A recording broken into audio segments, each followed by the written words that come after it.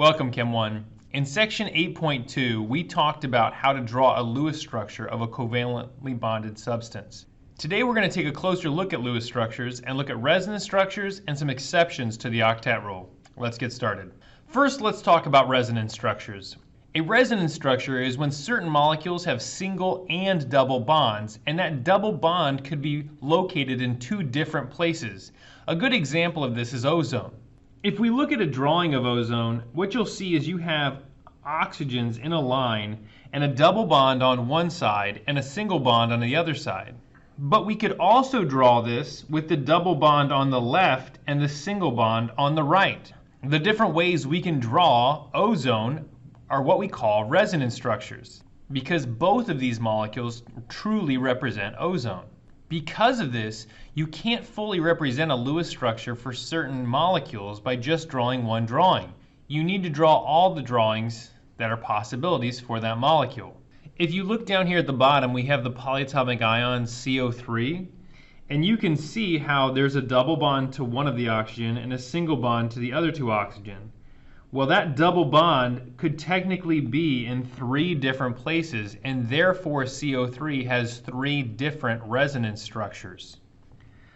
Another way to draw this would be in a resonance hybrid model, and you can see how instead of drawing it three times, what we would do is we would show a single bond to each oxygen, and then we would draw dashed lines to the oxygens to show that there's a double bond that is rotating between those three locations. Here's just another example of NO3 as a resonance structure. The double bond is rotating to the three possible locations, so there's three resonance structures. Resonance structures are pretty straightforward. Anytime that you see a double bond paired with a single bond, just know that that double bond could rotate, and there will be more than one drawing for that molecule. Now that we've talked about resonance structures, let's talk about exceptions to the octet rule. We've told you that hydrogen and helium need 2 electrons to be stable, and everything else needs 8. That's not totally accurate. There are certain atoms that are willing to stabilize with less than 8 electrons. Let's go through these examples. The first one is nitrogen. Nitrogen typically wants 8 electrons to be stable. But there are times when it will stabilize with an odd number, 7 valence electrons. Those times are when we have nitrogen monoxide and nitrogen dioxide. Those are the only 2 times. If you add up the valence electrons for these structures, nitrogen monoxide has 11 and nitrogen dioxide has 17. Those are odd numbers, and we know that electrons are always paired up in their orbitals. So that should tip you off that something weird is happening. All that happens is nitrogen will stabilize with 7 electrons around it instead of the stable octet. Oxygens still have 8, but if you look at the nitrogen, it has 7. 1, 2, 3, 4, 5, 6, 7. This doesn't happen with nitrogen all the time. It's just when it's NO and NO2. 2 other atoms on the periodic table can stabilize with less than 8. Boron and beryllium. If we take a look at boron's Lewis dot diagram, we see that boron has 3 valence electrons. Boron is also a metalloid, but can bond covalently. When it does, it's going to make 3 bonds at those 3 valence electrons and not have a lone pair on the other side. What this means is that boron will be stable with only 6 valence electrons. In the same way, beryllium, which is a metal and shouldn't be making covalent bonds, but sometimes does when it's bonded to hydrogen, it has 2 valence electrons, which means it will only make 2 bonds.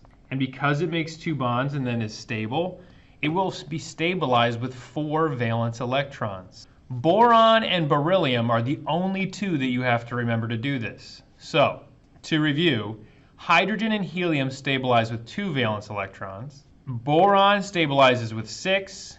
Beryllium stabilizes with 4. And all other atoms need 8 valence electrons to reach a stable octet. Here's some structural drawings of molecules with boron and beryllium in the center. You can see that boron has 3 bonds and no lone pair. And you can see that beryllium has 2 bonds and no lone pairs around that to give it a stable octet. The last one we're going to talk about here is the expanded octet. This is what happens when we have more than 8 electrons to stabilize. Larger atoms with larger nuclei and d orbitals available have the ability to take on more electrons than just the 8, and therefore they can make more than 4 bonds. The ones we commonly use for this are phosphorus, sulfur, and arsenic. You can see down here at the bottom we have phosphorus, and it is making 5 bonds. That means it has 10 valence electrons around it, and this is still stable. It's because phosphorus has a d sublevel available to make a bond out of. Same thing with sulfur. Sulfur can make 6 bonds and make something like sulfur hexafluoride, which is a very dense gas, and that would be stable with 12 electrons around them. So in review from today, you need to be able to identify when a Lewis structure is going to have a resonance structure and be able to produce all those resonance structures. You also need to know the exceptions to the octet rule. Sometimes nitrogen can be stabilized with 7 valence electrons. Sometimes atoms, like boron and beryllium, can be stable with less than 8 valence electrons. And in some cases, phosphorus, sulfur, and arsenic can be stabilized with more than 8 valence electrons. Keep practicing with those Lewis structures. We will see you soon.